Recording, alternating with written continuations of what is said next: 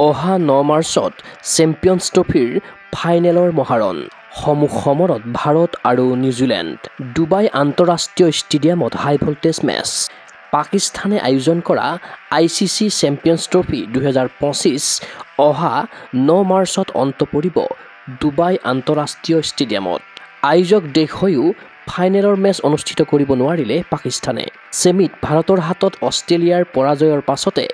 final match পাকিস্তানত অনুষ্ঠিত নোহোৱাটো হৈ পৰিল স্পষ্ট টিম ইণ্ডিয়া চেম্পিয়নছ ট্ৰফি খেলিবলৈ পাকিস্তান নোযোৱাৰ কথাটো BCCI অৱগত কৰিছিল ICCক ফলত ভাৰতীয় ক্ৰিকেট দলৰ বাবে চেম্পিয়নছ ট্ৰফি 2025ৰ ভেন্যু হৈ পৰিল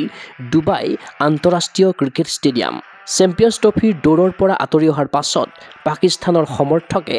অষ্ট্ৰেলিয়াই ফাইনেল পোৱাটো বিচাৰিছিল যদিও সেয়া হৈ নুঠিল 2023 চনৰ 19 নৱেম্বৰৰ প্ৰতিশোধ ল'লে ভাৰতে ICC ক্ৰিকেট বিশ্বকাপত পৰাজয়ৰ পুতক তুলি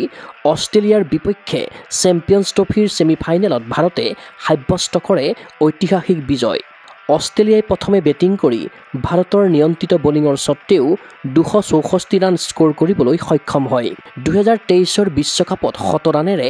দলৰ বিজয়ত অৰিহণা যোগোৱা ট্ৰেভিছ হেড কিন্তু চলিত চেম্পিয়নছ ট্ৰফিৰ ছেমিত ভাৰতীয় বলাৰ বৰুণ চক্ৰৱৰ্তীৰ বলিং ধুমুহাত তছনছ হৈ মাত্ৰ 39 ৰান স্ক'ৰ কৰিয়েই ক্ষান্ত থাকিল অষ্ট্ৰেলিয়াৰ হৈ অধিনায়ক ষ্টিভ স্মিথে খেলিলে সৰ্বাধিক 73 ৰানৰ ইনিংছ ভাৰতীয় বলাৰ মহম্মদ ছামিয়ে 3টা বৰুণ চক্ৰৱৰ্তীয়ে 2টা ৰবীন্দ্ৰ জাদেজাই 2টা হাৰ্দিক পাণ্ডিয়া অক্ষৰ পেটেলে দখল কৰে এটাকৈ উইকেট প্ৰত্যুত্তৰত 265 ৰানৰ লক্ষ্য অনুসৰণ কৰি ভাৰতীয় বেটাৰে দেখুৱালে বেটিং বিক্ৰম ভাৰতীয় তাৰকা বেটাৰ বিৰাট কোহলীয়ে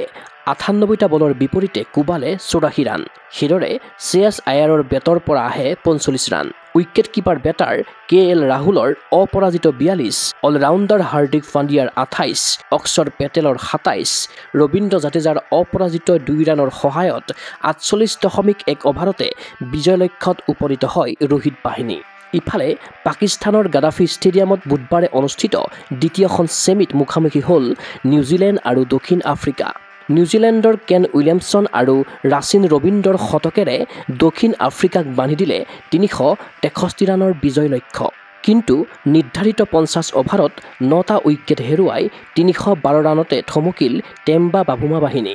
ইয়াৰ লগে লগে চেম্পিয়নছ ট্ৰফিৰ ফাইনেলত ভাৰতৰ প্ৰতিদ্বন্দ্বী হ'লগৈ নিউজিলেণ্ড দেওবাৰে ডুবাই আন্তঃৰাষ্ট্ৰীয় ষ্টেডিয়ামত ছুপাৰ ছানডে কোন দলে হাতত তুলি ল'ব